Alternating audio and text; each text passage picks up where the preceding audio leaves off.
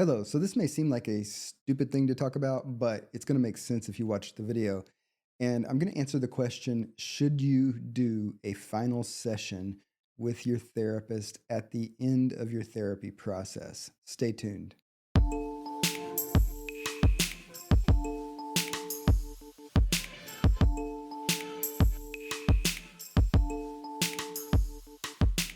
Welcome to Wellness with John. I'm John Peters, and these are resources to help you thrive.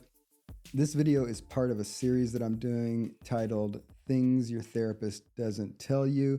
And I'm talking about some aspects of therapy that are really good to know, but we therapists don't spend a lot of time talking about all these things because it would take too much time. And you would rather probably focus on the reasons you came to therapy and get things done in the quickest way possible. But some of these issues actually kind of matter in terms of your being a satisfied client and getting good quality service. So that's why I'm making the videos. If you want to go back and start at part one in this series, then I'll put a link up at the top here and you can start there. But these videos are segmented actually, even though they're all related, and you can watch them in any order. So in this video, I'm going to talk about should you do a final session with your therapist, which on the face of it kind of seems like a moot point. You see a therapist and you get to the end and then you stop. But let me explain a little bit about how we therapists experience the way that our clients do the end of therapy, okay?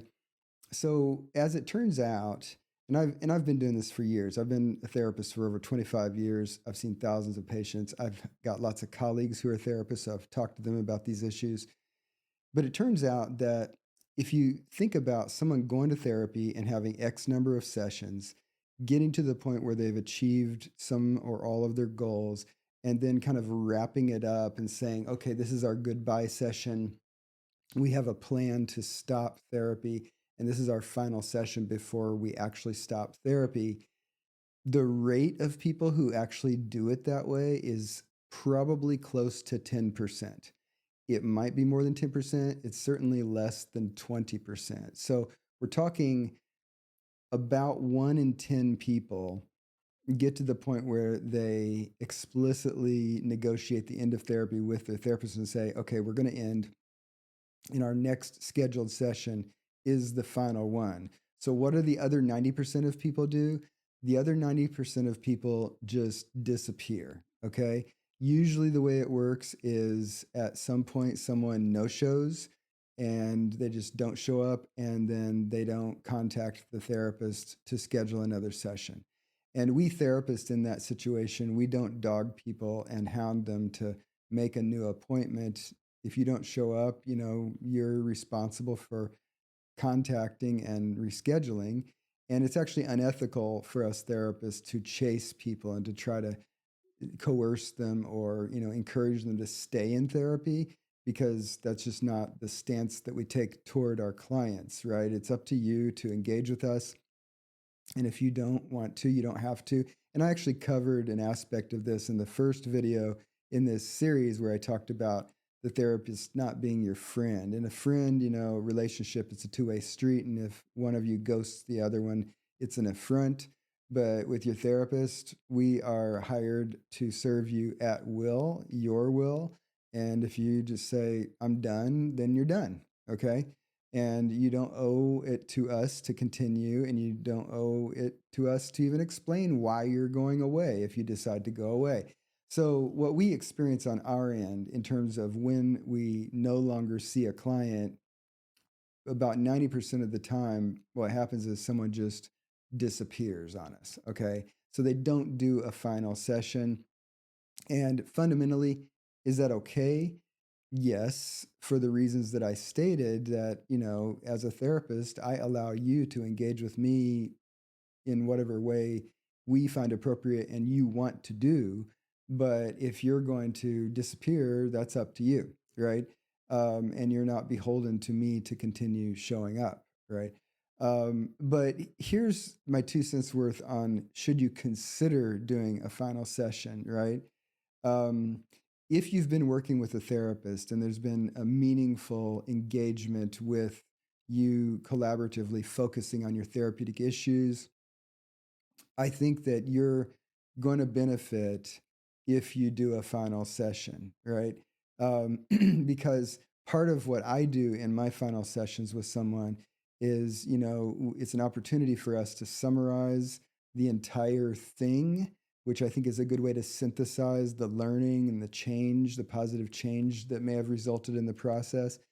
And we therapists often, of course, gain our own unique perspective, unique to that relationship that we have with that individual client. We have that perspective on the client.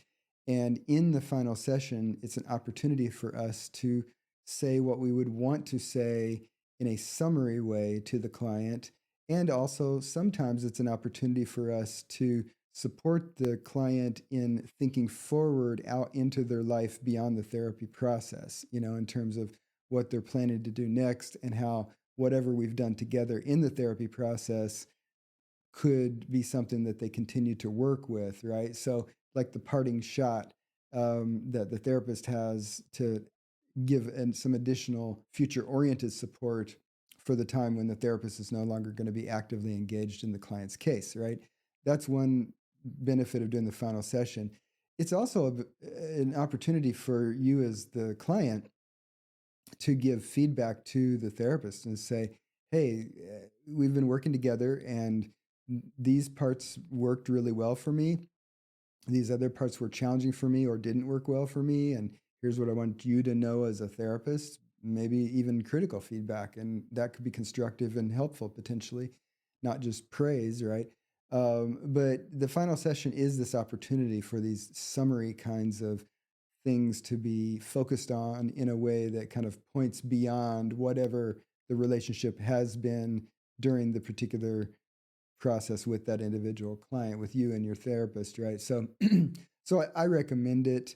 Obviously, there are reasons why people don't show up. I mentioned in the last video that it's reasonable to fire your therapist if you're not clicking with them. In that case, you really aren't beholden to the process to do a final session to say, hey, I'm not clicking with you because you suck or whatever the reason is you're leaving therapy. But what I'm talking about is when people are meaningfully engaged in a therapy relationship with a therapist that they actually like and where there's some productive work going on, you might consider doing a final session, right? Because I think part of the time, one reason that people don't show up for a final session is that I think sometimes people no show for different reasons. Either there's a good reason, like they're sick, or some part of life is drawing them away or making them too busy to show up for therapy, or they just forget. Maybe they just flake out, and don't show up. And then I think some clients feel shame and guilt about that. And then they don't want to confront the shame and guilt by showing back up just to do a final session or to restart the therapy process. And so I think that's probably the explanation for a fair amount of people that just disappear on us, right? But just know from our end, you know, very few people actually kind of wrap up the end of the therapy process, even though we would prefer that most people would do that. And most people just ghost us and disappear and vanish. And we have no idea what happened to them at that point, right? So again, 100%, are you committed to doing a final session? No. Do I recommend it for the reasons I explained? Yes. So something to think about. By the way, if you like this kind of content and you have yet to hit the like button on this video, please do so. If you have yet to subscribe to my channel, please subscribe. And one last thing I'll leave you with before I end this video is be aware I've got a 2-week stress reduction mastery course that you can check out. If you want to click the link in the description, there's an informative page there that tells you some features of that. But basically 2 weeks of short, easy to learn, easy to practice techniques, and they're guaranteed to lower your stress. In fact, literally guaranteed, because if you take the course and your stress is not lower within 2 weeks, I'll give you all of your money back. So I know they work because I've taught these techniques to thousands of people. They consistently work. They take just minutes a day and they're easy to practice. So anyway, click the link in the description, jump over to that page and feel free to check that out. I'll also put a link in the description of a free webinar that you can watch on that same topic, explaining why these techniques that I teach are so powerful and so efficient and produce quick results, and why they produce lasting results as well, which is important. Okay. Thanks for joining me today, and I'll see you in the next video in this series.